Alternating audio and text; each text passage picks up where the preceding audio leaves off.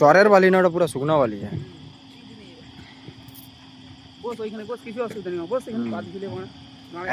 ঠেল দিবে,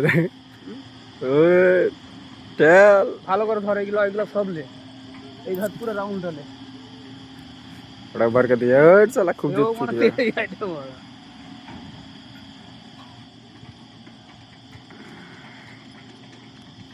পরে ফোনটা রাখবো পকেট ছিঁড়া দিতে। তো বন্ধুরা দেখো কিরকম ভাবে গাড়ি আমাদের চলছে না।